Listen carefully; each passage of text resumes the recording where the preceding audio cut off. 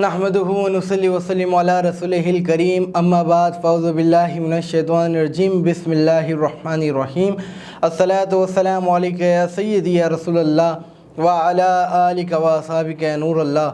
तमाम नाज़रीन को आपके मेज़बान बाबा मुग़ल की जानिब से अस्सलामु अलैकुम व रहमतुल्लाहि व बरकातहू। आप देख रहे हैं रमज़ान मुबारक की खूबसूरत ट्रांसमिशन नूर रमज़ान। जैसा कि आपको इल्म है, हमारे प्रोग्राम में रोज़ाना की बुनियाद पर मुख्तलिफ़ मौज़ूआत पर इल्मी गुफ्तगू की जाती है। आलम इस्लाम के मशहूर मारूफ़ आलिम दीन व सनख़ हज़रात तशरीफ़ फरमा होते हैं।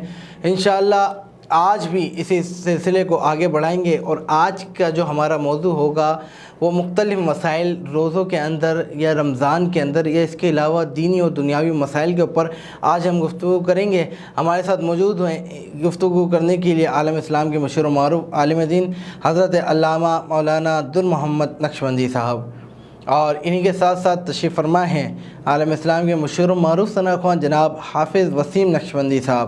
इंशाअल्लाह अपनी अक़ीदत पेश फरमाएंगे। और जैसा कि हमारे प्रोग्राम का खासा है कि हम प्रोग्राम के आगाज़ में हम्द बारी ताला या नात रसूल मकबूल सल्लल्लाहु अलैहि वसल्लम से प्रोग्राम का आगाज़ फरमाते हैं, तो यहाँ पर मैं चाहूँगा कि हाफ़िज़ वसीम साहब आप कलम पेश फरमाएँ। औज़ु बिल्लाहि मिनश शैतानिर रजीम बिस्मिल्लाहिर रहमानिर रहीम सल्ले अला नबीना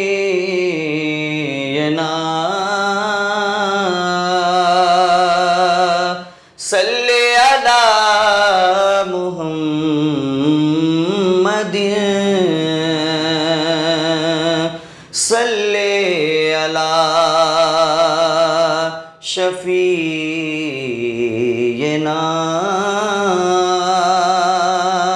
सल्ले अला मुहम्मदिन।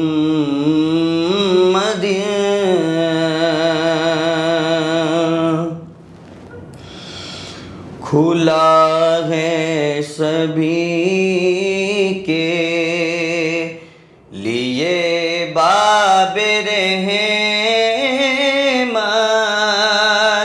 वहाँ कोई रुतबे में अदना न आली, मुरादों से दामन नहीं कोई खाली, कतारे लगाए खड़े हैं सवाली, मैं के हाथ से दिल संभाले हुए था, तो थी दूसरे हाथ में उनकी जाली, दुआ के लिए हाथ उठते तो कैसे, न ये हाथ खाली न वो हाथ खाली, खुला है सभी के। जो पूछा किसी ने कि तुम नजर करने को क्या ले गए थे, तो तफसील सुन लो। जो पूछा किसी ने कि तुम नजर करने को क्या ले गए थे, तो तफसील सुन लो। थना तो का एक हार अशिकों के मोती, दुरूदों के गजरे सलामों की डाली, थना तो का एक हार अशकों के मोती, दुरूदों के गजरे سلاموں کی ڈالی کھلا ہے سبھی کے لیے باب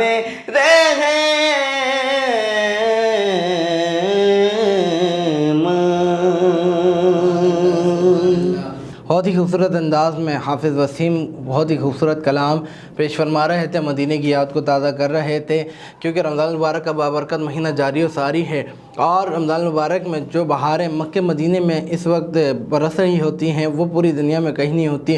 اللہ پاک تمام ہی مسلمانوں کو، تمام ہی عاشقان رسول کو بار بار اپنے اور اپنے پیارے محبوب کے دربار کی بادب حاضری نصیب فرمائے۔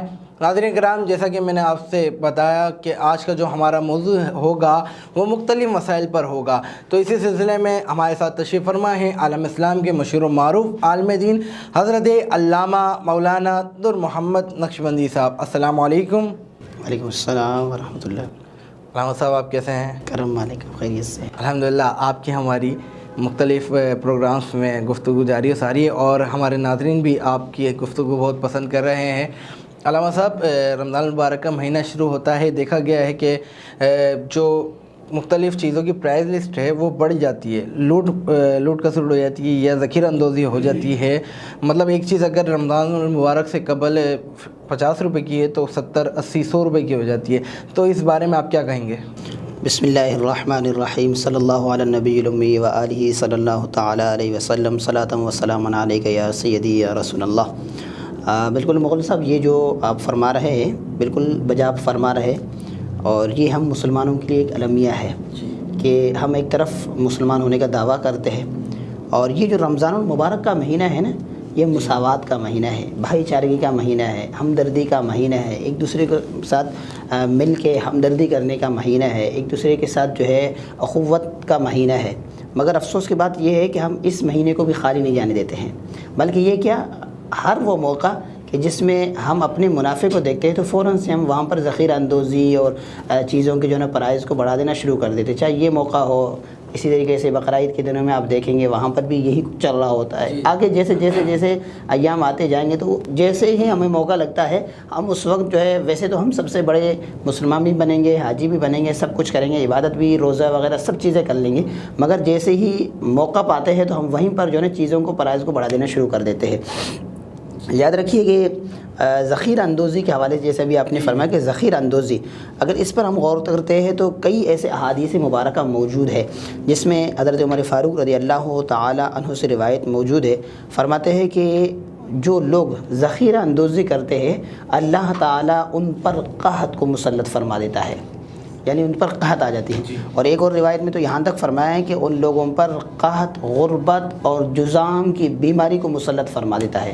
یعنی آج جو ہم رو رہے ہیں کہ غربت ہے تو ٹھیک ہے، غربت ہے، اور اس کی مین وجہ جو ہے وہ یہی ہے کہ ہم کیا کرتے ہیں کہ جو چیزیں رمضان المبارک میں ہمیں سستے کر کے بیچنی تھی ہم اس کو کیا کرتے ہیں، مہنگا کر کے بیچنا شروع کر دیتے، اور اسی میں ہم ذخیرہ اندوزی بھی شروع کر دیتے۔ کئی ایسی چیزیں ہیں، کئی اشیاء ہیں وہ رمضان المبارک سے پہلے لا کر جو ہے تاجر حضرات اس کو اسٹاک کر لیتے ہیں، اور پھر اس کے بعد جو ہے وہ چیزیں بالکل رمضان سے پہلے جو ہے مارکیٹ میں غائب ہیں، ایک دم جو ہے وہ رمضان میں اس کو مارکیٹ میں لے کے آئیں گے، اور ایک کے بجائے جو ہے نا وہ 2 ڈبل ٹرپل کر کے اس کو بیچ دیں گے۔ اور ایسے بہت ساری مثالیں موجود ہیں۔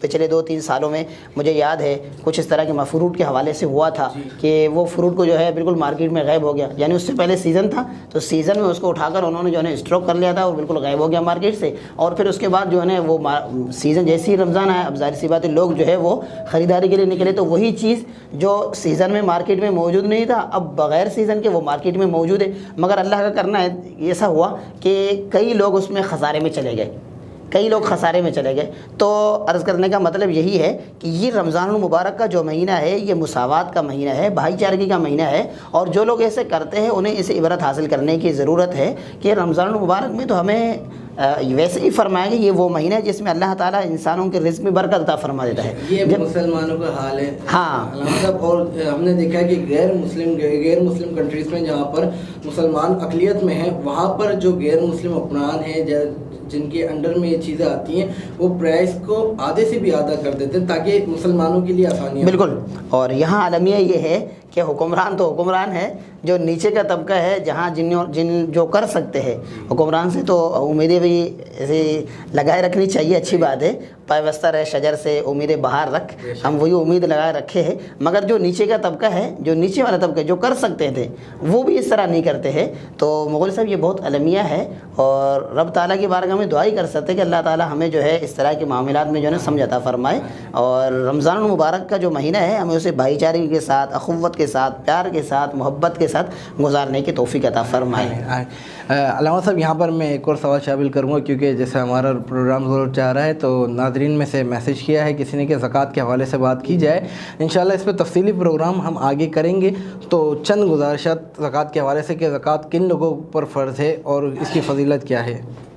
بسم اللہ الرحمن الرحیم۔ دیکھیں زکوٰۃ کی فضیلت اس حوالے سے تو کئی احادیث مبارکہ موجود ہیں، ٹھیک ہے۔ فرمایا کہ وہ لوگ جو زکوٰۃ نہیں دیتے ہیں ان کے لیے قرآن مجید میں تو وعید بھی موجود ہے۔ فرمایا کہ والذین یکنزون الذهب والفضة ولا ينفقونها فی سبیل اللہ فبشرهم بعذاب علیم، کہ وہ لوگ جو سونا چاندی جمع کر کے رکھتے ہیں اور اسے اللہ کے راہ میں خرچ نہیں کرتے، یعنی اس سے زکوٰۃ ادا نہیں کرتے، ولا ينفقونها فی سبیل اللہ فبشرهم بعذاب علیم، تو ان لوگوں کے لیے دردناک عذاب کی بشارت ہے، یعنی ان کو قیامت کے روز جو ہے نا دردناک عذاب ہوگا۔ اور ایک روایت میں تو یہاں تک فرمایا گیا کہ وہ لوگ جو سونا چاندی یا جو مال ہے اسے جمع کر کے رکھتے ہیں اور اس میں سے زکوٰۃ ادا نہیں کرتے، بروز حشر اس مال کو آگ میں گرم کر کے ان کے جسموں کو اس سے داغا جائے گا۔ اور فرمایا کہ ایسا نہیں ہے کہ ایک جگہ پہ داغا تو پھر دوسرا جو ہے نا الگ اسی کے اوپر دوبارہ داغ، فرمایا نہیں، بلکہ ان کو جسم کو اتنا بڑھا دیا جائے گا جس نے زکوٰۃ ادا نہیں کی تھی، بلکہ جسم کے پورے حصوں پر جو ہے وہ داغتے جائیں گے۔ تو اس سے لوگوں کو عبرت حاصل کرنے کی ضرورت ہے۔ اور ایک روایت تو اور مشہور ہے، اللہ کے رسول صلی اللہ تعالیٰ علیہ وسلم نے ارشاد فرمایا کہ بروز حشر وہ لوگ جو اپنے مالوں کو جمع کرتے ہیں اور اس میں سے زکوٰۃ ادا نہیں کرتے ہیں تو یہی مال ایک سانپ کا شکل اختیار کر جائے گا، اور سب کے سامنے وہ جس کا مال تھا وہ اس سے بھاگتا رہے گا، اور وہ سانپ اس کا پیچھا کرتا رہے گا، اسے بھگاتا رہے گا، اور حتیٰ کہ وہ آدمی اپنے انگلیوں کو اس کے منہ میں دے دے گا۔ اور ایک روایت میں تو یہاں تک فرمایا کہ وہ سانپ اس کے گلے میں جو ہے نا توق بن جائے گا، اور بار بار اس سے یہی کہے گا کہ میں تیرا مال ہوں، میں تیرا مال ہوں، میں تیرا مال ہوں۔ تو یہاں سے ہمیں عبرت حاصل کرنے کی ضرورت ہے۔ میں مسائل پر جانے سے پہلے یہاں پر ایک واقعہ آپ کے سامنے پیش کر کے پھر مسائل پر انشاءاللہ گفتگو کریں گے۔ ویسے تو آپ نے فرمایا کہ انشاءاللہ اس پر ہم کوشش کریں گے مستقل ایک پروگرام کر لیں، وہ ہمارا ارادہ بھی تھا، میں نے پچھلے دنوں بھی عرض کیا تھا، اس میں پھر کئی ساری چیزیں پرائز بانڈ کے حوالے سے بھی انشاءاللہ ہم گفتگو کریں گے۔ اور یہ ٹاپک چھوٹا نہیں ہے، بہت بڑا ٹاپک ہے، بہت زبردست ٹاپک ہے، انشاءاللہ اس پر ہم کر لیں گے۔ تو بنی اسرائیل کا ایک واقعہ ہے حضرت موسیٰ علیہ السلام کے حوالے سے ہے کہ وہ ایک جگہ سے گزرے تو دیکھا کہ ایک آدمی ہے جو ہے وہ عبادت میں مشغول ہے، نماز وغیرہ جو ہے ادا کر رہا ہے۔ تو آپ نے اسے دیکھا اور رب تعالیٰ کی بارگاہ میں عرض کی، باری تعالیٰ یہ کتنا ہی نیک آدمی ہے۔ تو اللہ تعالیٰ نے فرمایا کہ اے موسیٰ یہ اس طرح کی جو ہے نا ہزاروں عبادتیں بھی کر لینا تو اس کی عبادتیں میری بارگاہ میں قابل قبول نہیں ہیں۔ تو حضرت موسیٰ علیہ السلام نے فرمایا کہ کیوں باری تعالیٰ ایسا، اس نے کیا عمل کیا ہے کہ جس کی وجہ سے اس کی عبادت جو ہے قابل قبول نہیں ہے؟ فرمایا کہ یہ زکوٰۃ ادا نہیں کرتا ہے۔ زکوٰۃ، جو لوگ زکوٰۃ نہیں دیتے ہیں، اب اس واقعہ کو دیکھ کر آپ اندازہ لگا سکتے ہیں کہ بھلے وہ روزہ، دیگر حج اور پتہ نہیں کیا کیا عبادتیں کرتے ہوں گے، مگر وہ جو زکوٰۃ ان کے اوپر فرض ہے، اگر وہ زکوٰۃ ادا نہیں کر رہے ہیں تو ان کو اس سے جو ہے نا عبرت حاصل کرنے کی ضرورت ہے۔ اور ایک روایت میں یہاں تک فرمایا کہ جو لوگ زکوٰۃ نہیں دیتے ہیں تو وہ مال کہ جس میں سے انہوں نے زکوٰۃ ادا نہیں کی ہے، وہ جس مال کے ساتھ مل جائے گا اسے ہلاک کر دے گا۔ یعنی وہ مال جس کے ساتھ مل جائے گا، ظاہر سی بات ہے یہ زکوٰۃ کا مال تھا، یہ فرض تھا، اب انہوں نے اسے ادا نہیں کیا، ظاہر سی بات ہے جس مال کے ساتھ مل جائے گا تو وہ اسے بھی حرام کر دے گا، یعنی وہ بھی ہلاکت کا ذریعہ بن جائے گا۔ تو اس سے جو ہے نا عبارت ناظرین کو جو ہے وہ بالکل ہی عبرت حاصل کرنے کی ضرورت ہے۔ زکوٰۃ صرف مال پر فرض ہے؟ نہیں، دیکھیں زکوٰۃ دیکھا جائے تو مال پر ہی فرض ہے، مگر مال کے مختلف اقسام ہیں، جیسے سونا ہے، چاندی ہے، ٹھیک ہے، پھر مال تجارت ہے، یا اس کے علاوہ جو ہے نا گاڑیاں وغیرہ جن کے پاس ہوتے تو اس کے مختلف اقسام ہے، ٹھیک ہے۔ گاڑی کے اوپر بھی ہوتی ہے؟ گاڑی کے اوپر نہیں ہے، گاڑی کے اوپر نہیں ہے، اس کی میں انشاءاللہ وضاحت کر لیتا ہوں۔ سب سے پہلے جیسے ہم بات کر لیتے ہیں نا کہ سونا چاندی نصاب زکوٰۃ جس کو ہم کہتے ہیں نا، نصاب زکوٰۃ، صاحب زکوٰۃ کون ہے؟ جیسے ابھی اپنے شروع میں سوال میں بھی کیا تھا نا کہ زکوٰۃ کس پر فرض ہے۔ دیکھیں ہر وہ بندہ کہ جس کے پاس 52.5 تولہ چاندی یا 7.5 تولہ سونا یا ان کے مالیت کے برابر پیسہ موجود ہے تو اس بندے کے اوپر زکوٰۃ فرض ہے، وہ صاحب نصاب ہے، ٹھیک ہے۔ اب زکوٰۃ کے پھر اس کے بعد جو ہے بعض دفعہ ایسا ہوتا ہے کہ ہمارے پاس کچھ سونا ہے، کچھ چاندی ہے، کچھ پیسے ہے، یہ بھی ہوتا ہے، اور بعض دفعہ ایسا ہوتا ہے کہ وہ سونا چاندی وغیرہ ہمارے پاس تو موجود ہے مگر ہم نے اسے اس لیے لے رکھا ہے کہ چلو بچوں کی شادی وغیرہ کرا لیں گے، بچوں کو دیں گے وغیرہ وغیرہ۔ تو دیکھیں اگر وہ سونا چاندی وغیرہ آپ نے بچوں کے شادی وغیرہ کے لیے لے رکھی ہے، اگر وہ بچے بالغ ہیں، اگر بچے بالغ ہیں اور آپ نے جو ہے وہ سونا چاندی بچوں کے سپرد کر دی اور وہ نصاب جیسے بھی میں نے عرض کی کہ 52.5 تولہ چاندی یا 7.5 تولہ سونے کے برابر ہے، اور وہ بچہ بالغ تھا، آپ نے اسے سپرد کر دیا ہے، تو اب اس کا جو ذمہ دار ہے وہ بچہ ہی ہے۔ اور اگر اس سے کم ہے، ابھی بچہ بالغ نہیں ہوا ہے اور یہ جو سونا چاندی ہے یہ نصاب کے برابر ہے اور وہ آپ کے پاس ہے، تو اب اس کا جو ذمہ دار ہے وہ آپ ہی ہوں گے اور اس سے جو ہے نا آپ ہی کو زکوٰۃ دینی پڑے گی۔ پھر اسی طریقے سے مال وغیرہ ہے، پیسہ ہے، اگر کسی کے پاس سونا چاندی نہیں ہے تو اس کے پاس اتنا پیسہ ہے کہ وہ 52.5 تولہ چاندی کی قیمت کو پہنچ جائے، اگر کسی کے پاس اتنا پیسہ ہے تو وہ صاحب نصاب ہے، پھر اس کو جو ہے 2.5% زکوٰۃ دینا ضروری ہے۔ یہاں پر بابر بھائی میں ایک عرض کرتا چلوں، لوگ شاید یہ سمجھتے ہیں کہ رمضان المبارک میں ہی زکوٰۃ دے سکتے ہیں، اس کے علاوہ زکوٰۃ نہیں دیتے ہیں۔ یہ اکثر لوگ ہم سے پوچھتے بھی ہے اور وہ یہی سمجھتے ہیں کہ جیسا رمضان کا مہینہ ہے تو اب جو ہے زکوٰۃ دینا ہے، اس کے علاوہ جو ہے اس کے علاوہ زکوٰۃ نہیں دے سکتے، ایسا کچھ بھی نہیں ہے۔ دیکھیں زکوٰۃ جو ہے وہ سال پورے ہونے پر فرض ہوتا ہے۔ اب مثال کے طور پر آپ کے پاس بقرعید کے موقع پر جو ہے کچھ پیسے آ گئے، ٹھیک ہے، وہ نصاب کے برابر تھے۔ اب جب اگلے سال بقرعید کے دن آ جائیں گے تو ان دنوں میں آپ کے اوپر زکوٰۃ واجب ہو جائے گی، ٹھیک ہے۔ وہ پیسے موجود ہوں پورے ایک سال تب یا صرف یعنی سال کے شروع میں آپ کے پاس جیسے پیسے تھے، پھر بیچ میں گھٹتے بڑھتے رہے، پھر آخری سال میں مطلب نصاب کے برابر ہو۔ ایسا نہیں ہے کہ مطلب 1 لاکھ روپئے تو وہ آخر تک 1 لاکھ رہے، ایسا نہیں ہے۔ جیسے مثال کے طور پر آج آپ کے پاس 1 لاکھ روپئے موجود ہے، ٹھیک ہے، اگلے سال اس دن تک ہم دیکھیں گے کہ آیا آپ کے پاس 1 لاکھ روپئے موجود ہے یا اس میں کمی بیشی ہے۔ اگر یہ بیچ میں گھٹتے بڑھتے گئے تو اس کا کوئی اعتبار نہیں ہوگا، سال کے پہلا دن اور آخری دن جس دن سال مکمل ہو جائے گا اس کا اعتبار ہوگا۔ تو جیسے میں عرض کر رہا تھا کہ اس کے لیے جو ہے وہ رمضان المبارک کا مہینہ شرط نہیں ہے، ضروری نہیں ہے، جیسے ہی سال مکمل ہو جائے، جہاں سال مکمل ہو جائے وہیں پر گویا کہ اب آپ کے اوپر جو ہے زکوٰۃ فرض ہے۔ رمضان کے لیے اس کا انتظار کرنے کی ضرورت نہیں ہے۔ تو لوگ یہی سمجھتے ہیں کہ شاید ہم رمضان کے انتظار میں رہیں گے، رمضان جیسے ہے گا اس وقت، البتہ رمضان میں زکوٰۃ دینے کی فضیلت ہے، تو اس وجہ سے پھر کیا کرتے ہیں کہ لوگ جو ہے وہ رمضان المبارک میں اپنی زکوٰۃ وغیرہ ادا کر لیتے ہیں۔ جی سبحان اللہ۔ ناظرین کرام، ہماری گفتگو علامہ صاحب کے ساتھ جاری و ساری ہے، بہت ہی خوبصورت انداز میں متفرقہ موضوعات پر ہماری گفتگو کا سلسلہ جاری ہے۔ انشاءاللہ اس گفتگو کو آگے بڑھائیں گے۔ یہاں پر ہم شامل کریں گے ایک کلام حافظ وسیم نقشبندی کی آواز میں۔ ایک میں ہی نہیں ان پر قربان زمانہ ہے، ایک میں ہی نہیں ان پر قربان زمانہ ہے، جو رب دو عالم کا، جو رب دو عالم کا محبوب یگانہ ہے، کل پل سے ہمیں جس نے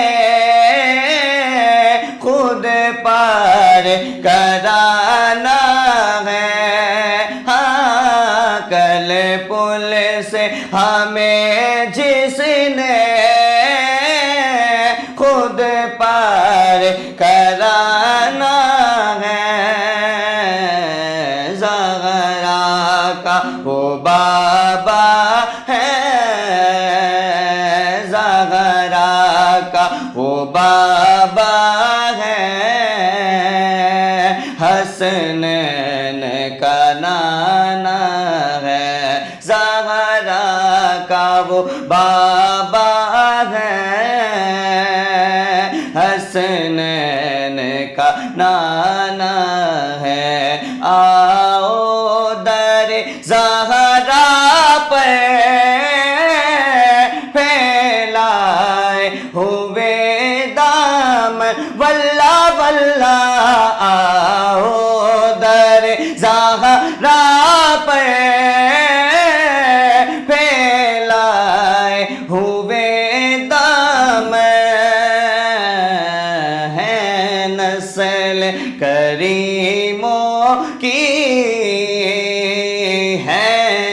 نسل کریموں کی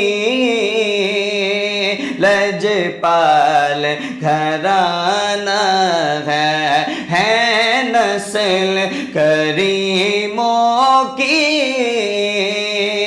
لجپال گھرانہ ہے۔ میں نے ایک بار کہا تھا یا رسول اللہ، میں نے ایک بار کہا تھا کہ جھولی میری خالی ہے، مجھے اتنا دیا مجھ سے سنبھالا نہ گیا ہے نسل کریموں کی لجپال گھرانہ ہے۔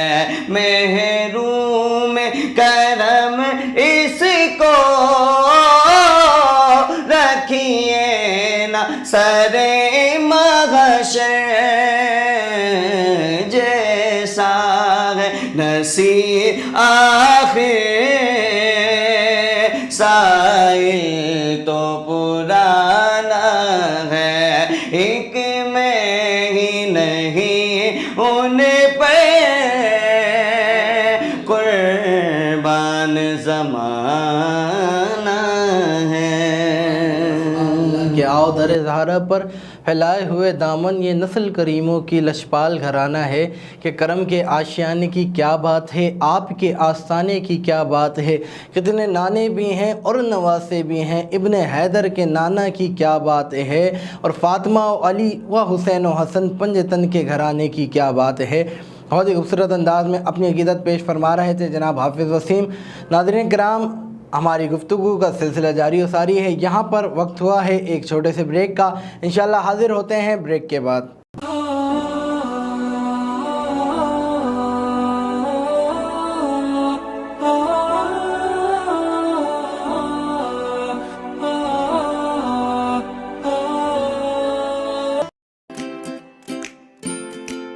Faber Fusion is a company run by clinicians. When we are looking at a patient, we are looking at the patient's medical needs first. Patient is in the comfort of his or her home. They're watching the TV, they're doing their chores while the infusion is going on. And patient's copay and deductible will be much lower if done at home than in the hospital setting. Home infusion, all in all, is a winning place for getting infusions done.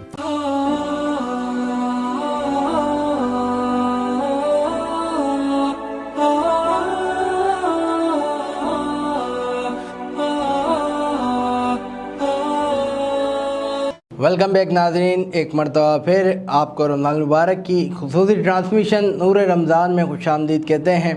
ناظرین کرام، break میں جانے سے قبل جیسا کہ ہماری گفتگو کا سلسلہ علامہ صاحب کے ساتھ جاری و ساری تھا، ناظرین کرام دیکھا گیا ہے کہ رمضان المبارک کے بابرکت مہینے میں بھی لوگ غیبت کرنا نہیں چھوڑتے، جھوٹ بولنا نہیں چھوڑتے۔ اس حوالے سے علامہ صاحب میں آپ سے سوال کروں گا کہ رمضان المبارک کا بابرکت مہینہ چل رہا ہے، اس میں بھی دیکھا گیا ہے کہ لوگ ایک دوسرے کی غیبتیں کر رہے ہوتے ہیں، جھوٹ بول رہے ہوتے ہیں، تو ایسے لوگوں کے روزے کی قبولیت یا ان کے لیے کیا حکم ہے؟ بسم اللہ الرحمن الرحیم۔ دیکھیں، ایک ہے کہ فرضیت روزے کا ادا ہو جانا، اور ایک ہے نور روزہ، روزے سے جو نورانیت ہے، جو تقویٰ ہے، وہ حاصل ہونا ہے۔ تو جیسے قرآن مجید میں بھی اللہ تعالیٰ نے ارشاد فرمایا کہ یا ایھا الذین آمنوا کتب علیکم الصیام، اے لوگو اللہ تعالیٰ نے تم پر رمضان کے روزے فرض کر دیے، کما کتب علی الذین من قبلکم، جیسے کہ تم سے پہلے والے لوگوں پر روزے فرض تھے، کیوں؟ لعلکم تتقون، تاکہ تم متقی بن جاؤ، پرہیزگار بن جاؤ، تقویٰ والے بن جاؤ۔ اب تقویٰ کا معنی کیا ہے؟ یعنی جس کے دل میں خوف خدا پیدا ہو جائے۔ اور تقویٰ کی اگر ہم تعریف کرتے ہیں نا، جامع سب سے جو تعریف علماء نے کی ہے، ویسے تو مختلف تعریفات ہے، ایک تعریف جو اس میں علماء نے کی ہے وہ یہ ہے کہ اللہ یرا کا مولا کا حیث نہاک ہے، یعنی ہر وہ مقام کہ جہاں پر رب تعالیٰ تمہیں دیکھنا پسند کرتا ہے، وہاں پر تمہارا ہونا، یہ تقویٰ ہے۔ اور ہر وہ مقام کہ جہاں پر رب تعالیٰ تمہیں دیکھنا پسند نہیں فرماتا ہے، وہاں پر تمہارا نہ جانا، یہ تقویٰ ہے۔ اب آپ یہاں سے اندازہ لگا سکتے ہیں کہ رمضان المبارک میں کیا رب تعالیٰ، رمضان المبارک ہو یا اس کے علاوہ ہو، کیا رب تعالیٰ ہم سے یہی چاہتا ہے کہ ہم جھوٹ بولیں؟ کیا رب تعالیٰ ہم سے یہی چاہتا ہے کہ ہم غیبت کریں؟ جب رب تعالیٰ ہم سے یہ نہیں چاہتا ہے تو پھر اس کا مطلب ہے کہ ہم جو تقویٰ ہے، جو روزے کی نورانیت ہے، اس کے جو ثمرات ہیں، ہم اس سے محروم رہ رہے ہیں۔ ایک روایت میں یہاں تک موجود ہے کہ فرمایا کہ ایک آدمی تو وہ ہے جو صبح سے شام تک بھوکا رہتا ہے، مگر وہ جھوٹ بولنے، غیبت کرنے کو چھوڑتا نہیں ہے، تو رب تعالیٰ کو سوائے اس کے مطلب رب تعالیٰ کو اس کے روزے کی کوئی پرواہ نہیں ہے، سوائے اس کے کہ وہ آدمی جو ہے بھوکا اور پیاسا رہ رہا ہے۔ یعنی وہ روزہ تو رکھ رہا ہے مگر اس کے ساتھ جب وہ جھوٹ بول رہا ہے، غیبت کر رہا ہے، فرمایا رب تعالیٰ کو اس کے روزے کی کوئی ضرورت نہیں ہے، وہ تو صرف اپنے آپ کو جو ہے نا بھوکا اور پیاسا رکھا ہے۔ یعنی وہ جو روزے کی روحانیت ہے، روزے کے جو ثمرات ہیں، وہ ان تمام سے محروم رہے گا۔ البتہ فرضیت روزہ جو اس کے اوپر فرض تھا وہ ادا ہو جائے گی، اس میں کوئی وہ نہیں ہے، مگر ظاہر سی بات ہے ہم روزہ رکھتے ہیں اس لیے اور مطلب اپنے نفس کو کنٹرول کرنے کے لیے اور جو ہے وہ روحانیت حاصل کرنے کے لیے، تقویٰ حاصل کرنے کے لیے۔ تو وہ جو روزے کے ثمرات ہے، جو لوگ روزے کے اندر جھوٹ بولتے ہیں، غیبت کرتے ہیں، تو وہ جو روزے کے نورانیت ہے ان تمام چیزوں سے جو ہے وہ محروم رہیں گے۔ اچھا، دیکھا گیا ہے کہ جیسے اسٹارٹ میں نے بات کی ذخیرہ اندوزی کی، تو لوگ جھوٹ بول کے چیزیں بیچ رہے ہوتے ہیں کہ قسم کھا لیتے ہیں کہ یہ ہے ہی اسی چیز کی، اور اس کے علاوہ جیسے کہ آپ نے آن لائن بزنس کافی چل رہا ہے، تو لوگ آرڈر کچھ کرتے ہیں، چیز کچھ اور آتی ہے، یعنی کہ اس میں بھی ایک جھوٹ شامل ہو گیا نا کہ بندے نے منگائی کوئی اور چیز ہے، آ رہی کوئی اور چیز ہے۔ اب جو بندہ وہ بزنس کر رہا ہے اس کے لیے اسلام کیا کہتا ہے؟ جھوٹ بول کے جو کاروبار کر رہا ہے، وہی بات ہے نا، فرمایا کہ وہ لوگ جو جھوٹ بول کر کاروبار کرتے ہیں تو ان کے لیے تو بہت سخت وعید ہے۔ فرمایا کہ ایسے لوگوں پر، جیسے پیچھے میں نے عرض کی تھی کہ حدیث مبارکہ ہے کہ اللہ تعالیٰ قحط کو مسلط فرما دیتا ہے، اور فرمایا کہ جھوٹے آدمی کی جو علامت ہے نا وہ یہی ہے کہ وہ قسم کھا کھا کر اپنی چیزوں کو بیچے گا۔ قسم کھانا ہی جھوٹے کی علامت ہے، اور جھوٹ بولنا جو ہے یہ حدیث مبارکہ میں آتا ہے کہ یہ منافق کی علامت ہے۔ فرمایا کہ 3 علامتیں جو ہے وہ منافق کی ہے کہ جب وہ بات کرے گا تو جھوٹ بولے گا، جب گفتگو کرے گا تو اس میں گالم گلوچ سے کام لے گا۔ گالم گلوچ، گالی دینا، یہ بھی ہمارے معاشرے کا آج تباہی ہے۔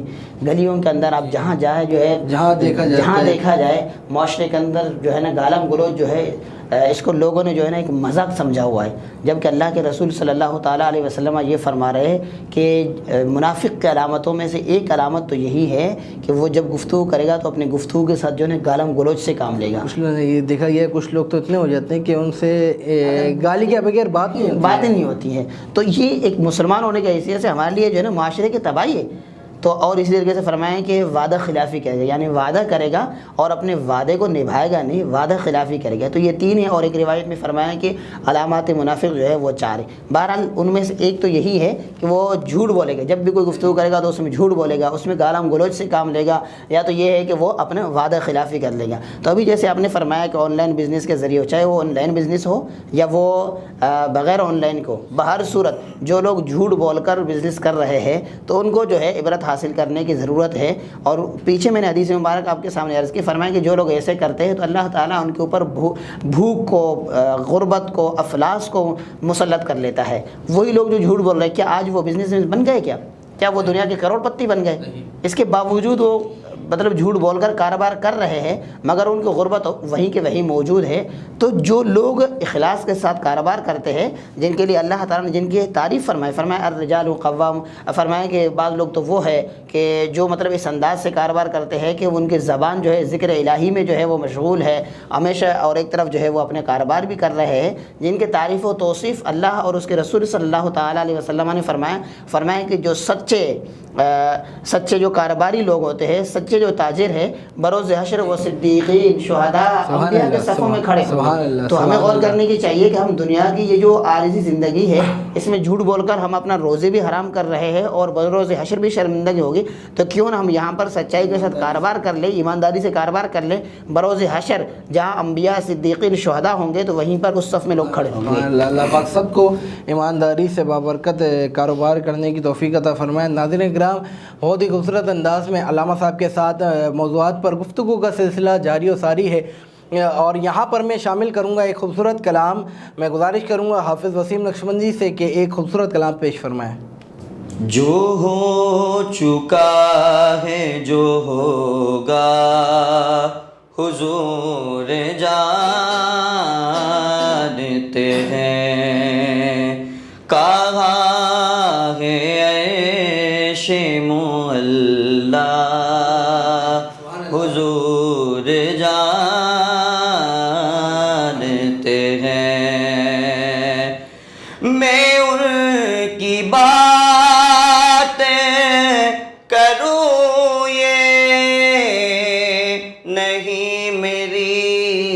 اوقات.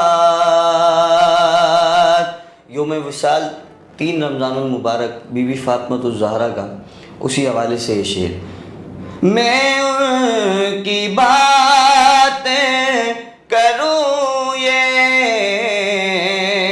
نہیں میری اوقات، کہ شان فاطمہ زہرا حضور جانتے ہیں، کہ شان فاطمہ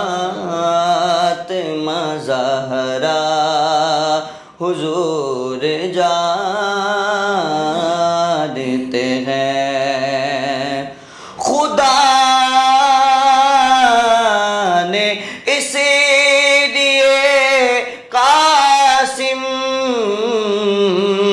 تمہیں بنایا ہے.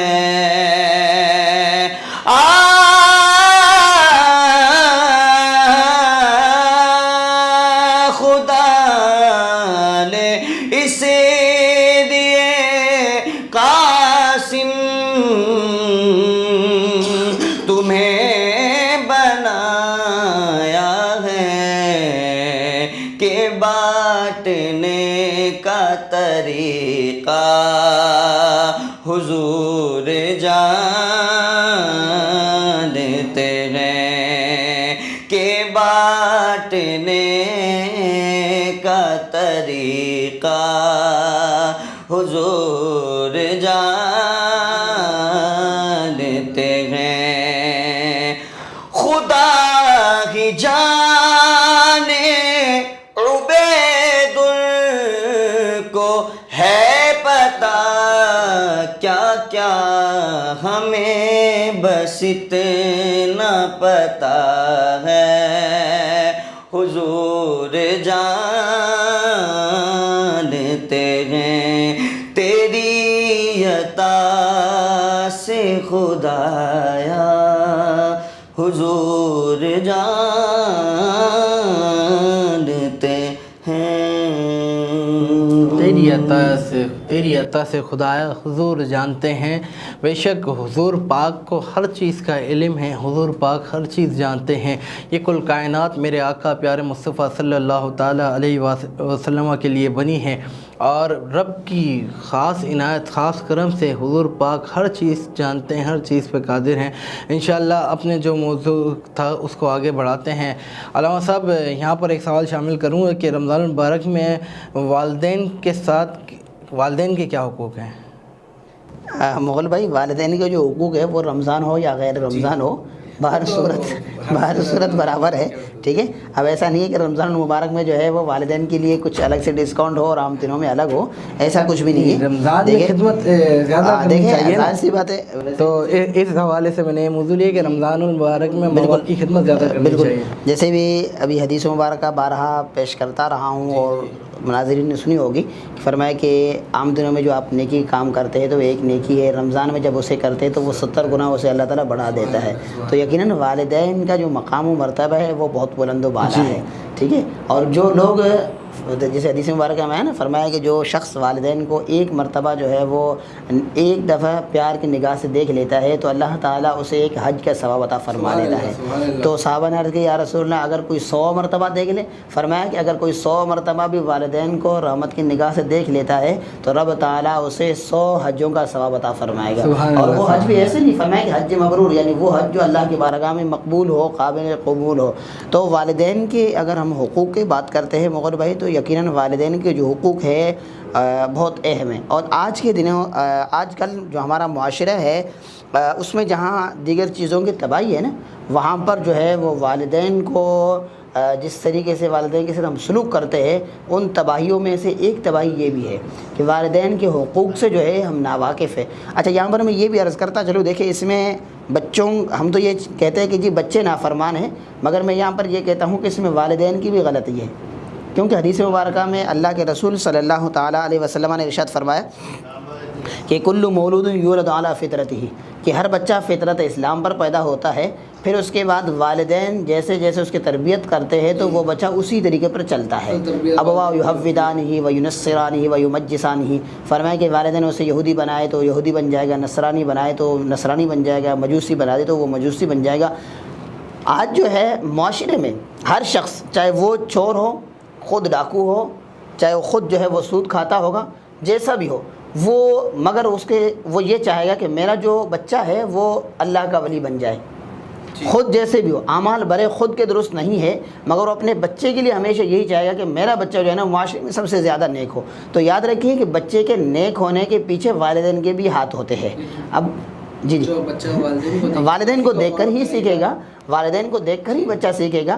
جب ہم خود والدین جو ہے وہ ادب و احترام نہیں کریں گے، ہم خود جو ہے اپنی والدین کا ادب و احترام نہیں کریں گے، تو کیا ہم یہ امید لگائے بیٹھیں گے جو ہمارے بچے ہیں وہ ہمارے ادب و احترام کریں گے؟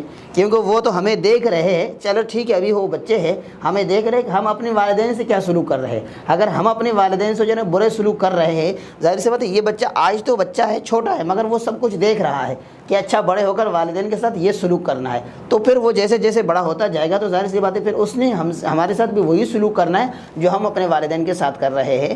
تو اس لیے جو ہے والدین کے حقوق بہت سخت ہے. ایک اور روایت مبارکہ میں موجود ہے، صحابہ کرام رضوان اللہ تعالی علیہم اجمعین فرماتے کہ ایک روز جو ہے ایک شخص نزا کے عالم میں تھا. تو لوگوں نے آ کر اللہ کے رسول صلی اللہ تعالیٰ علیہ وسلم کی بارگاہ میں عرض کیا، رسول اللہ فلاں شخص جو ہے وہ نزا کے عالم میں ہے، سکرات میں ہے، مگر مشکلات میں ہے، آپ آئے اور اس کے لیے دعا فرما لیں. اللہ کے رسول صلی اللہ تعالیٰ علیہ وسلم حاضر ہو گئے. آپ نے دیکھا کہ واقعی وہ یعنی اس وقت جو ہے کرب کے عالم میں ہے، مشکل میں ہے. تو اللہ کے رسول نے فرمایا کہ اس کے والدین عزیز و قارب کون زندہ ہے؟ تو بتایا کہ والدہ زندہ ہے. آپ نے والدہ کو بلوایا، فرمایا کہ تم اسے بخش دو، معاف کر دو، تاکہ یہ اس کا معاملہ جو ہے نا جلد حل ہو جائے اور اللہ کی بارگاہ میں یہ چلے جائے. تو والدہ کہنے لگی کہ جی انہوں نے تو مجھے دنیا میں بہت تپایا ہے، بہت تڑپایا ہے، بہت تنگ کیا ہے مجھے، میں تو کسی صورت میں سے معاف کرنے کے لیے تیار نہیں ہوں. تو اللہ کے رسول صلی اللہ تعالیٰ علیہ وسلم نے ارشاد فرمایا صحابہ سے کہ جاؤ لکڑیاں جمع کر لو اور اسے جو ہے ہم جلا دیتے ہیں. تو صحابہ نے جیسے ہی لکڑی جمع کرنا شروع کر دی تو وہ خاتون پوچھنے لگی کہ یا رسول اللہ کیا کر رہے آپ؟ فرمایا کہ میں اسے لکڑیوں میں جلا دوں گا کیونکہ تم اسے جو ہے وہ معاف نہیں کر. ظاہر سی بات ہے تو یہ آگے جا کر جلنا ہے تو میں اسے دنیا میں ہی جلا دیتا ہوں. اب ظاہر سی بات ہے وہ ماں ہے تو وہ کہنے لگی کہ یا رسول اللہ میں نے اس کو بخش دیا ہے. فرماتے ہیں جیسے ہی والدہ نے اسے بخش دیا تو وہیں سے جو ہے اس کا معاملہ حل ہو گیا اور اللہ کے بارگاہ میں قابل کو پرواز گئے. تو یہ والدین کے حقوق ہے. فرمایا کہ دنیا کے اندر جو لوگ جو بھی معاملہ کرتے ہیں اس کا تو حساب کتاب وہ آخرت میں ہی ہوگا، قبر میں اس کے معاملات ہیں. مگر والدین کے حوالے سے فرمایا جو والدین کا نافرمان ہوتا ہے نا وہ اس کا سزا دنیا میں ہی بھگتتا ہے. دنیا میں ضرور اس کو کوئی نہ کوئی اس کی سزا مل جائے گی. تو اس لیے والدین کی جو نافرمانی ہے وہ رمضان المبارک کا مہینہ ہو یا غیر رمضان کا مہینہ ہو، بہر صورت والدین کا ادب و احترام سب پر لازم ہے اور اس کی بے شمار فضیلتیں بھی ہے، احادیث مبارکہ بھی ہے. اللہ کے رسول نے فرمایا کہ ہما جنتوں کا و ہما ناروں کا، وہ تمہارے لیے جنت بھی ہے، وہ تمہارے لیے جہنم بھی ہے. اب تمہیں غور کرنی چاہیے کہ تم ان سے جنت حاصل کر رہے ہو یا ان سے جہنم حاصل کر رہے ہو. مغل پہ میں آخری حدیث مبارکہ پیش کر کے اس کے بعد گفتگو ختم کرتا ہوں. ایک مشہور حدیث ہے رمضان المبارک کا بھی اس میں ذکر ہے، والدین کا بھی ذکر ہے کہ اللہ کے رسول صلی اللہ تعالیٰ علیہ وسلم ایک دن جو ہے وہ مسجد میں تشریف لائے. جیسے ہی آپ ممبر پر تشریف لائے تو آپ نے خلاف معمول 3 مرتبہ جو ہے وہ آمین فرمایا. تو صحابہ کرام رضوان اللہ تعالیٰ علیہ اجمعین نے عرض کی یا رسول اللہ صلی اللہ تعالیٰ علیہ وسلم آج آپ جو ہے خلاف معمول 3 مرتبہ آپ نے آمین فرمایا ہے، اس کی کیا وجہ ہے؟ تو اللہ کے رسول صلی اللہ تعالیٰ علیہ وسلم نے فرمایا کہ جب میں ممبر پر پہلی سیڑھی پر آیا تو جبرائیل امین میرے پاس آیا اور وہ آ کر عرض کرنے لگے یا رسول اللہ ہلاک ہو جائے، برباد ہو جائے وہ شخص کہ جس نے جو ہے والدین میں سے دونوں کو یا کسی ایک کو بڑھاپے میں پایا اور ان سے جنت حاصل نہیں کی. اور اگلے پر فرمایا کہ جبرائیل امین نے کہا کہ یا رسول اللہ ہلاک ہو جائے وہ شخص کہ جس نے رمضان المبارک کے مہینے کو پایا اور اس نے جو ہے نا اپنے لیے بخشش کا ذریعہ نہیں بنایا. اور تیسرے پہ فرمایا کہ یا رسول اللہ جبرائیل امین نے عرض کی یا رسول اللہ صلی اللہ تعالیٰ علیہ وسلم ہلاک ہو جائے وہ شخص کہ جس کے سامنے آپ کا ذکر ہو اور وہ آپ پر درود پاک نہ پڑے. تو یہ حدیث مبارکہ جب ہم دیکھتے ہیں تو اس میں دیکھیں رمضان کا بھی ذکر ہے، والدین کا بھی ذکر ہے. فرمایا کہ وہ ہلاک ہو جائے کہ جس نے والدین کو بڑھاپے میں پایا اور اس کے باوجود اس نے ان سے جنت حاصل نہیں کی. تو اب ہم میں سے ہر ایک کو بحیثیت مسلمان اپنے گریبان میں جان کر دیکھنے کی ضرورت ہے کہ میں نے اپنے والدین کو راضی کیا ہے کہ نہیں. اگر میں نے اپنے والدین کو راضی نہیں کیا، ظاہر سی بات ہے آج والدین ہمارے درمیان موجود ہے، حیات ہے، کل انہوں نے دنیا سے جانا ہے اور کوئی پتہ نہیں کہ والدین پہلے چلے جائے یا ہم پہلے چلے جائیں. اگر ہم نے والدین کو راضی نہیں کیا ہے تو خدا نخواستہ اگر ہم اس سے پہلے چلے گئے تو پھر قبر میں ہمیں جواب دینا ہے، اور اگر یہ نعمت ہمارے درمیان سے اٹھ گئی والدین کی صورت میں تو پھر اس کے بعد ہم کیا کریں گے؟ پھر ہم کس کے پاس جائیں گے؟ پھر ہمیں بھگتنی پڑے گی۔ تو اس لیے جو ہے والدین کے جو مقام و مرتبہ ہے وہ بہت بلند و بالا ہے، اور ہمیں آخرت کو سامنے رکھتے ہوئے اس پر غور کرنے کی ضرورت ہے کہ ہم نے والدین سے جنت حاصل کی ہے یا نہیں کی ہے۔ اللہ نے ہمیں جنت دی تھی، فرمایا کہ تم اس سے جنت حاصل کر لو، اب اس میں سے ہم نے جنت حاصل نہیں کی ہے تو یہ ہماری اپنی ہی کوتاہی ہے۔ سبحان اللہ۔ اللہ پاک آپ کو ہم سب کو والدین کا ادب و احترام کرنے کی توفیق عطا فرمائے۔ ناظرین کرام، بہت ہی خوبصورت گفتگو ہماری علامہ صاحب کے ساتھ جاری و ساری ہے، اور جیسا کہ آپ سماعت فرما رہے ہیں، حافظ وسیم نقشبندی بھی اپنی عقیدت حضور پاک کی بارگاہ میں گلہ عقیدت پیش فرما رہے ہیں۔ میں ان سے گزارش کروں گا کہ کلام پیش فرمائیں۔ حضور میری تو ساری بہار آپ سے ہے،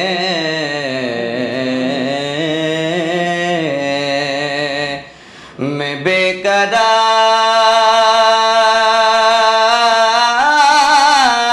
تھا، میں بے قرار تھا، میرا قرار آپ سے ہے، حضور میری تو ساری کہاں وہ عرض مدینہ، کہاں میری ہستی، یا رسول اللہ کہاں وہ عرض مدینہ، کہاں میری ہستی، یہ حاضری کا شرف بار آپ سے ہے،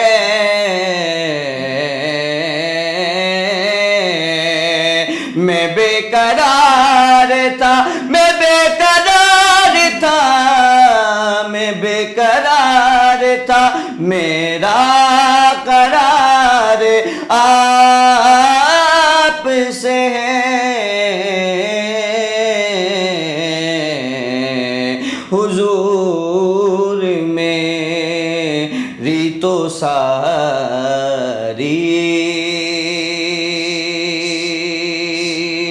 سیاہ کارگو آقا بڑی ندامت ہے، سیاہ کارگو آقا بڑی ندامت ہے، قسم خدا کی یہ میرا وقار آپ سے ہے، قسم خدا کی یہ میرا وقار آپ سے ہے،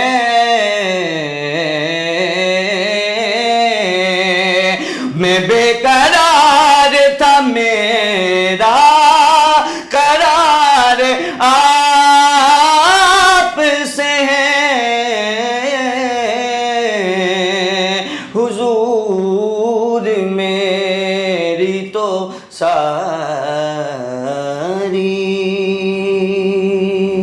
حضور میری تو ساری بہار آپ سے ہے، میں بے قرار تھا، میرا قرار آپ سے ہے۔ ناظرین کرام، یہاں پر وقت ہوا ہے چھوٹے سے بریک کا، انشاءاللہ حاضر ہوتے ہیں بریک کے بعد۔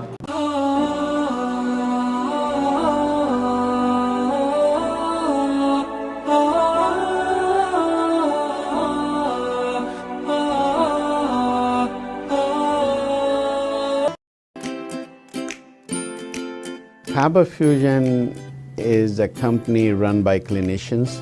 When we are looking at a patient, we are looking at the patient's medical needs first. Patient is in the comfort of his or her home. They're watching the TV, they're doing their chores while the infusion is going on. And patient's copay and deductible will be much lower if done at home than in the hospital setting. Home infusion, all in all, is a winning place for getting infusions done.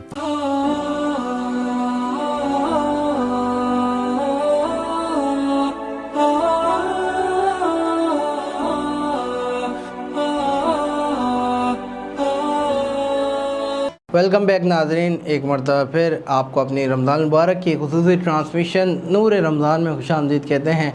नाज़रीन कराम, हमारी गुफ्तगू का सिलसिला जारी व सारी है और जैसा कि अल्लामा साहब ज़कात के ऊपर हमने बात की, तो ज़कात, सदका और फ़ितरे में क्या फ़र्क है?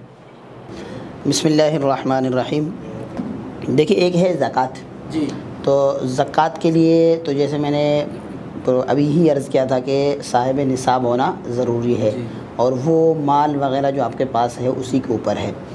फिर अगर हम सदक़े के ऊपर आते हैं तो सदक़े की फिर दो किस्में हैं। एक होता है सदक़ा वाजिबा, जिसे हम सदक़ा फ़ितर भी कह सकते हैं, और एक होता है सदक़ा नाफ़िला। अच्छा, अब सदक़ा नाफ़िला और सदक़ा फ़ितर, सदक़ा वाजिबा क्या है?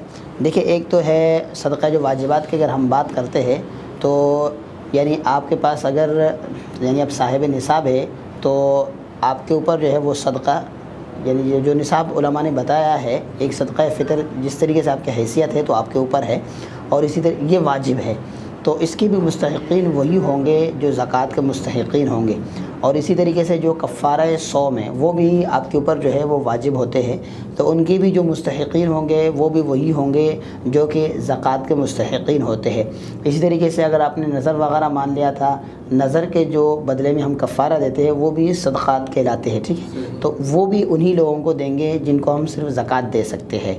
तो ये सदक़ात वाजिबा कहलाती है, ठीक है। और दूसरी जो सूरत है वो सदक़ा नाफ़िला कहलाता है। सदक़ा नाफ़िला का मतलब ये होता है कि नॉर्मली जो है किसी शख्स को अल्लाह ने पैसा दिया है, वो चाह रहा है कि मैं राह खुदा में कुछ उसमें से दे दूँ।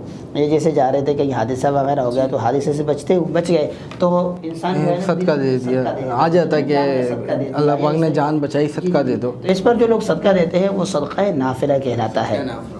उसको जो है हम अपने रिश्तेदारों को भी दे सकते हैं, गरीबों को भी दे सकते हैं, अमीरों को भी दे सकते हैं, सैयदों को भी दे सकते हैं, सबको दे सकते हैं। मगर वो जो वाजिब है उसके सिर्फ मुस्तहिक़ीन वो होंगे जो ज़कात के मुस्तहिक़ीन होंगे।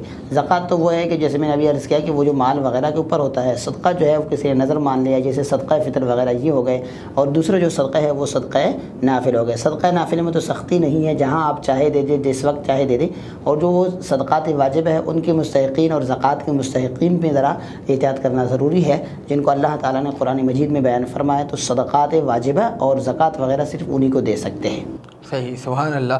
अल्लामा साहब, हमारे नाज़रीन में से किसी ने सवाल हमसे पूछा है कि जब तरावी की जैसे 20 रकातें, 20 रकातों के बाद 3 वितर पढ़नी होती है, तो वो इमाम साहब जमात के साथ पढ़ाते हैं, जमात के साथ पढ़नी चाहिए या अकेले पढ़नी चाहिए? बिस्मिल्लाहिर्रहमानिर्रहीम। देखिए, इसमें उलमा ने 2 आरा बयान किए हैं, मगर यहाँ पर हम उस मौक़िफ़ को बयान करेंगे जो मुफ्ती आज़म पाकिस्तान मुफ्ती मुनीबुर रहमान साहब रहमतुल्लाह दामत बरकातुहुल आलिया का है। मुफ्ती मुनीबुर रहमान साहब दामत बरकातुहुल आलिया ने जो है वो तफ़हीमुल मसाइल के अंदर इस मसले को बयान फरमाया है।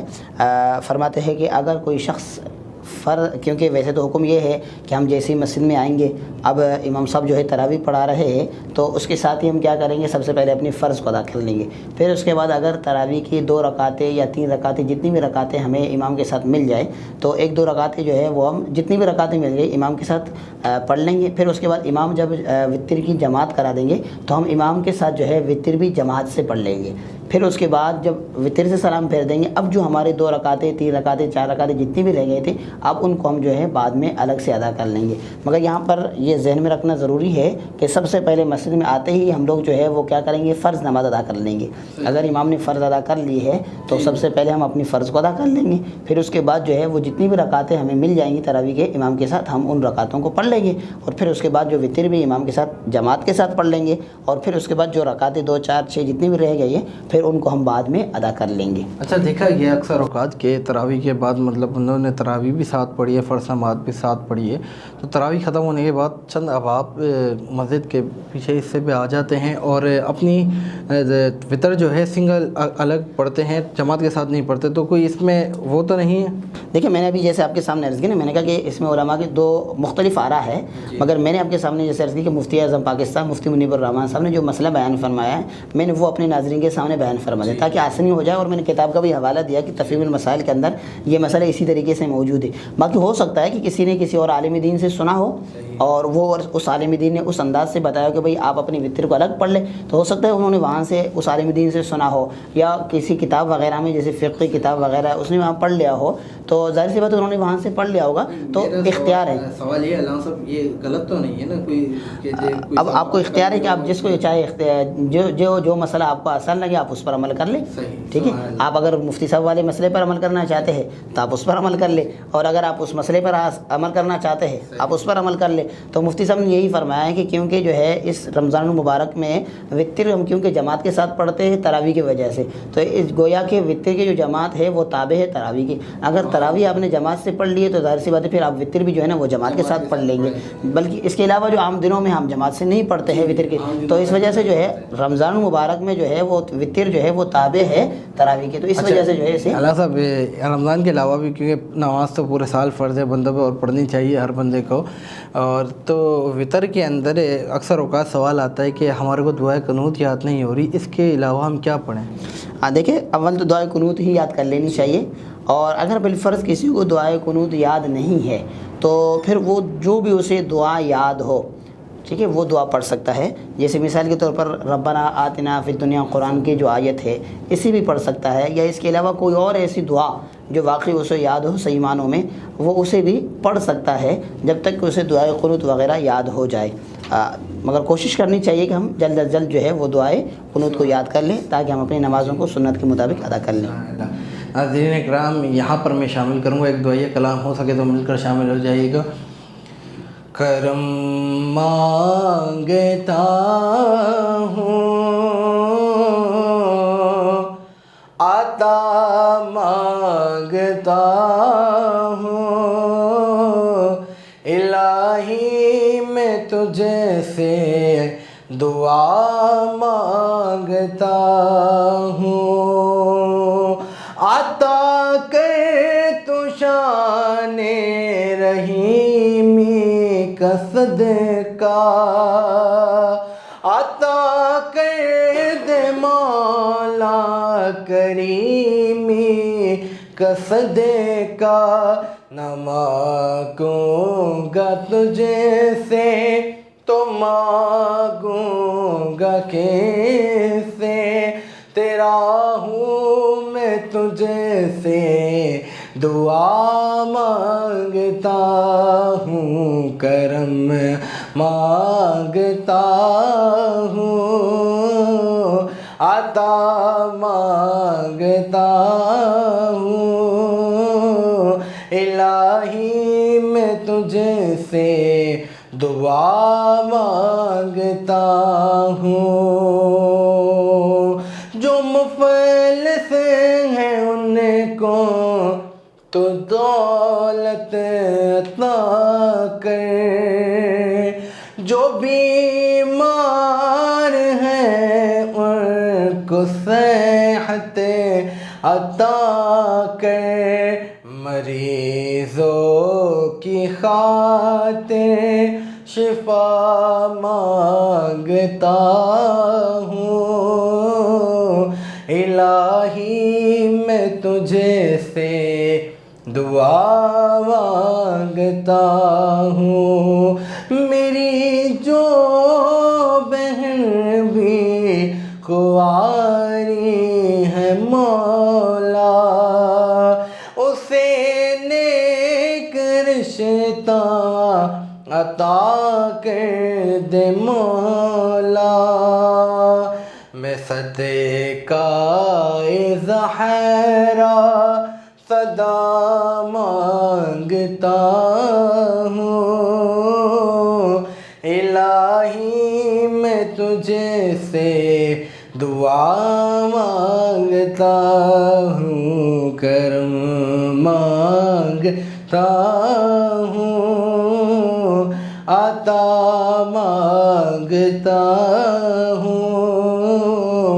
الہی میں تجھ سے دعا مانگتا ہوں.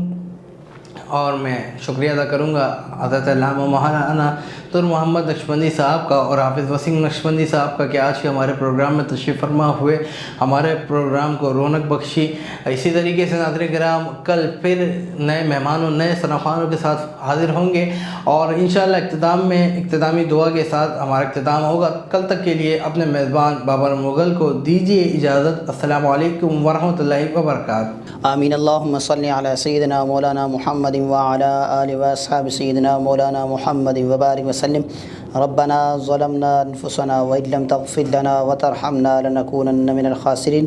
مولا کریم ہم سب کے عبادتوں کو روزوں کو اپنی بارگاہ میں شرف قبولیت عطا فرما. مولا کریم ہم سب کے صغیرہ کبیرہ گناہوں سے درگزر فرما. مولا کریم ہم سب کے والدین کو صحت و تندرستی عطا فرما. مولا کریم جن کے والدین اس دنیا فانی سے جا چکے مولا کریم ان تمام کی مغفرت فرما. مولا کریم ہم سب کے زبانوں پر درود مصطفیٰ، عمل میں سنت مصطفیٰ، قبر میں زیارت مصطفیٰ، میدان محشر میں شفاعت مصطفیٰ، پل صراط پہ دامن مصطفیٰ، حوض کوثر پہ جام مصطفیٰ اور جنت میں رفاقت مصطفیٰ عطا فرما. وصلی اللہ تعالی علی خیر خلقہ محمد وعلی آلہ واصحابہ اجمعین برحمتک یا ارحم الراحمین.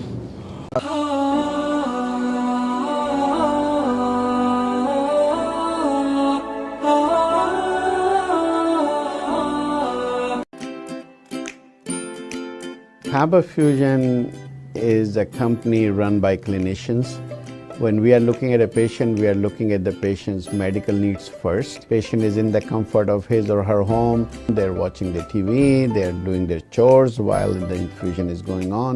And patient's copay and deductible will be much lower if done at home than in the hospital setting. Home infusion, all in all, is a winning place for getting infusions done. It is a heartening fact that you may obtain the best return on investment from your knowledge. You can progress by taking one step at a time every day and getting the greatest outcomes.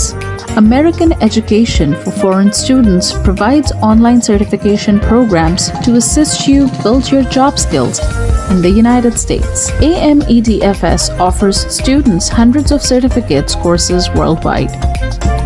There are no limits to learning, and with AMEDFS, you can begin your journey of studies by enrolling in these courses at your own pace, no matter where you are in the world. Our certificate programs are cost-effective and can help you improve your skills and knowledge. The best part is that you can learn these courses in your desired duration. We offer countless courses in various disciplines.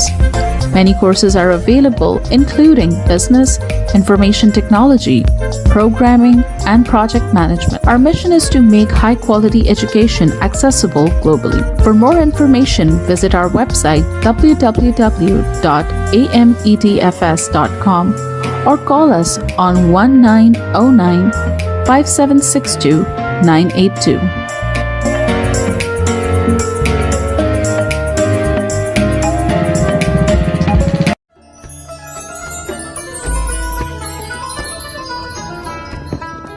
رمضان کریم ہے رحمتوں کا خزینہ، بخششوں کا زینہ، رب کی ہے خاص نعمت. اس رمضان ہم لا رہے ہیں آپ کے لیے ایک روحانی روح پرور رمضان ٹرانسمیشن نور رمضان. عشرہ رحمت میں ہم تلاش کریں گے رب العالمین کی رحمتیں. عشرہ مغفرت میں مانگیں گے رب کے حضور مغفرت کی دعا، اور عشرہ نجات میں پائیں گے جہنم سے آزادی. یہ سب کچھ دیکھیں گے آپ رمضان المبارک کی اسپیشل ٹرانسمیشن نور رمضان میں جیت علماء کرام اور معروف صنفاء حضرات کے ساتھ صرف اور صرف OP TV پر.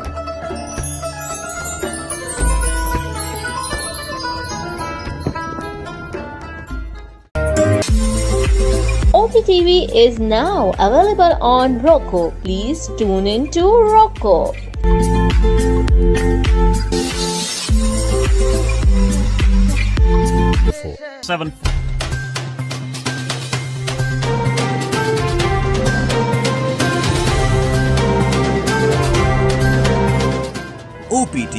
فخریہ پیشکش، دنیا بھر میں آباد پاکستانیوں کی ترقی و کامرانی پر مبنی پروگرام، پاکستان کو ترقی کی راہ پر گامزن کرنے کے لیے دنیا بھر میں پاکستانی متحرک اور تیار، دنیا بھر کے ملکوں میں پاکستانی کا ان کی ترقی میں حصہ دیکھیے۔